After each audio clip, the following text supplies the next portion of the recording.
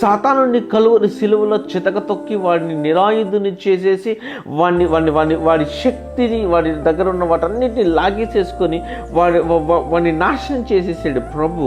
కానీ వాడు కొర ప్రాణంతో నిన్ను నన్ను శోధిస్తూ ఉన్నాడు.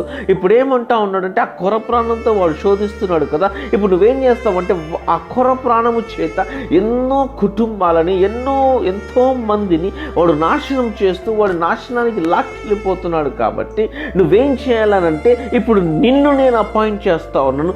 ఎందుకనంటే పెళ్ళగించటానికి, పడద్రోయటానికి, విరగొట్టడానికి, నాటటానికి నేను నిన్ను నియమించి ఉన్నాను ఈ దినమున. కాబట్టి నువ్వు ఇవి చెయ్యి. నువ్వు ఇవి చేస్తూ ఉన్నప్పుడు అప్పుడు ఏమవుతుందంటే వాడు పై నుండి క్రిందికి పడటం నేను చూస్తాను. అంటే it makes the lord happy when you do these things. దేవుడిని నువ్వు సంతోషపెట్టాలి అని అంటే నువ్వేం చేయాలంటే, దేవుడు నీకు ఇచ్చిన అది